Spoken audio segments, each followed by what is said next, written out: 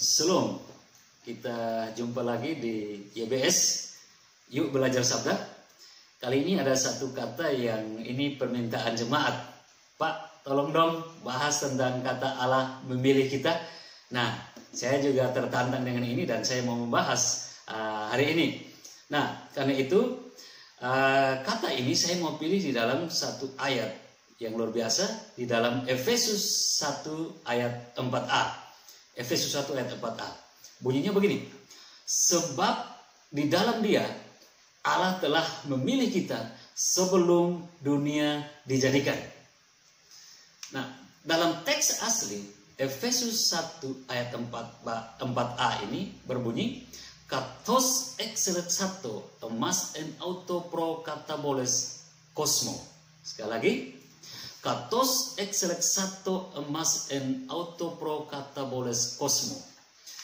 Nah, ini artinya sebab di dalam Dia Allah telah memilih kita sebelum dunia dijadikan. Satu kata yang mau kita belajar saat ini yaitu tentang kata memilih. Dari teks aslinya yaitu excelexato atau terjemahan Inggris King James Version, chosen. Nah, perhatikan kata excelexato ini datang dari kata eklego. Nah, kata eklego ini bentuknya future tense. Artinya bahwa apa? Dalam kaitan Allah memilih kita sebelum dunia dijadikan. Artinya jika dalam bentuk future, maka di dalam Yesus Allah telah memilih kita dari sebelum dunia dijadikan. Maka kata pilihan ini jangkauannya masa pemilihan itu mencapai ke masa depan atau berjalan hingga waktu yang akan datang. Dengan kata lain, pemilihan tersebut bersifat kekal. Di sini dulu ya. Artinya excelexato dari eklego, bentuknya sampai kepada kekekalan, future tense. Nah, jadi Tuhan Yesus telah memilih untuk menyelamatkan kita sebelum kita ada. Dan keselamatan yang Tuhan berikan bersifat kekal atau selama-lamanya bagi kita. Lalu mungkin kita bertanya, benarkah begitu? Oke, kita jawab berdasarkan apa yang ada di dalam Alkitab. Perhatikan Lukas 6 ayat 13-16. Benar nggak pemilihan itu sebelum kita ada dan sifatnya kekal sampai selama-lamanya? Dalam Lukas 6 ayat 13-16 di situ berbunyi bahwa ketika hari siang ia memanggil murid-muridnya. Ya, ini Yesus. Yesus memanggil murid-muridnya kepadanya lalu memilih dari antara mereka 12 orang yang disebutnya rasul. Simon yang juga disebutnya Petrus, kemudian ada Andreas saudara Simon, kemudian ada Yakobus dan Yohanes, Filipus dan Bartolomeus, Matius dan Thomas, Yakobus anak Alfeus dan Simon yang disebut orang Zelot, dan juga Yudas anak Yakobus serta Yudas yang satu, Yudas Iskariot si pengkhianat. Nah, dari mana sifat kekal pilihan tersebut? Mari Alkitab menjawab lagi. Ternyata mereka ini jauh sebelum ada sudah dipilih dan setelah itu terus nama mereka sudah ada dalam kekekalan. Wahyu 21 ayat 14 menjawab. Dan tembok kota itu mempunyai 12 batu dasar. Dan di atasnya tertulis ke-12 nama ke-12 rasul anak domba itu. Ini berbicara tentang Yerusalem baru, surga yang kekal indah itu. Rupanya nama-nama mereka sudah tercatat di sana. Ya kan? Di atas batu dasar itu, 12 batu dasar, nama-nama mereka sudah tercatat. Nah, ini informasi yang menjadi jawaban bagi kita. Jadi memang sebelum mereka ada, Tuhan sudah menyiapkan mereka, dan sampai mereka tidak ada di dunia ini pun nama mereka sudah kekal tercatat di sana, dan Alkitab menginformasikan tentang hal itu. Nah, tapi mungkin kita bertanya, kalau begitu nama di sana sudah dihapus satu jadi tinggal 11 karena si Yudas sudah beribadah dan sudah mati. Enggak, jawabnya tetap nama mereka tetap 12 sebagai 12 rasul. Karena apa? Di dalam Kisah 1:26 si Yudas sudah digantikan oleh Matias. Lengkap ya, jadi nggak berkurang. Nama mereka tetap tercatat sebelum mereka ada dan sampai selama-lamanya tetap nama mereka. Karena itu, dari hal yang mulia ini, janganlah kita main-main atau meremehkan akan pilihan Allah untuk keselamatan kita. Sebab pemilihan tersebut sangat agung. Agungnya di mana?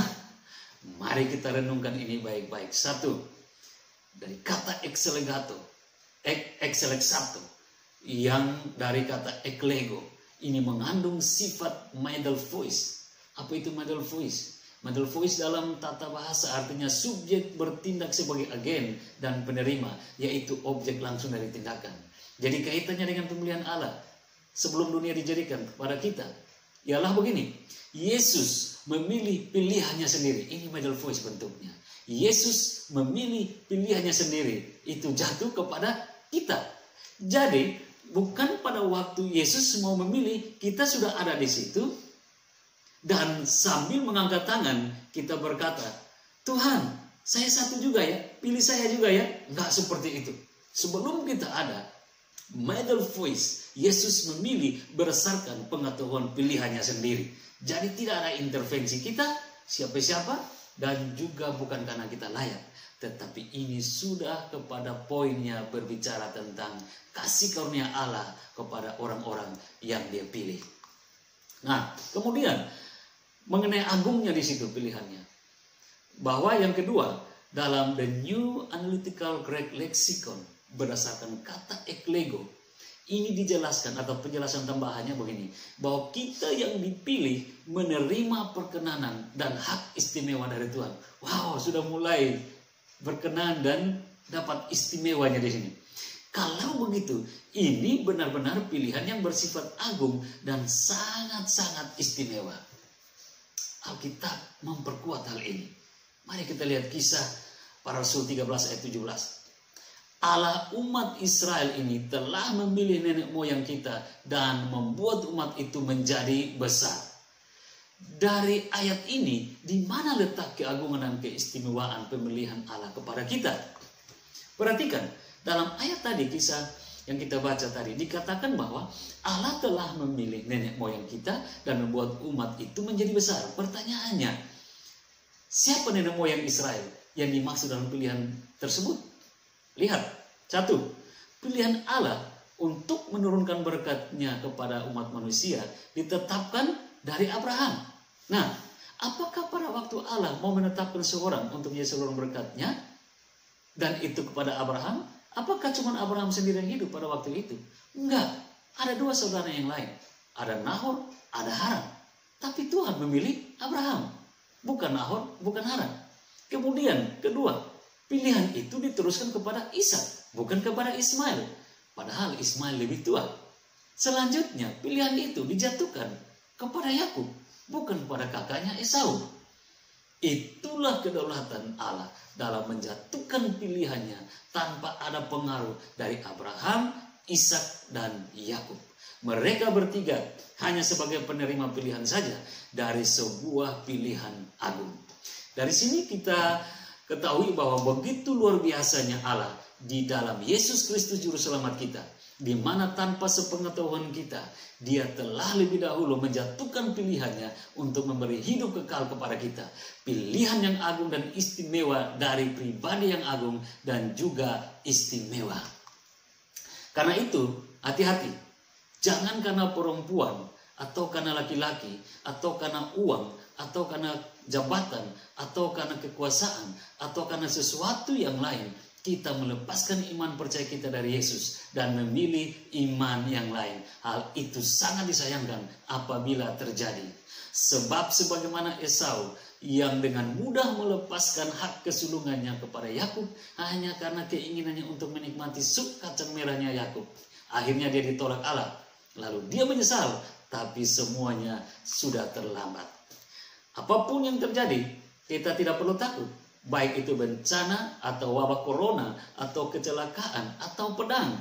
Sebab semuanya itu hanya dapat membunuh daging kita, tapi tidak dapat merampas pilihan keselamatan yang ada pada kita.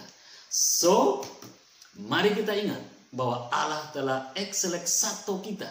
Allah telah memilih kita untuk diselamatkan sebelum dunia ini ada. Karena itu, hiduplah dalam pilihan tersebut sampai selama-lamanya. Amin. Sampai jumpa di program YBS selanjutnya. Tuhan Yesus memberkati kita.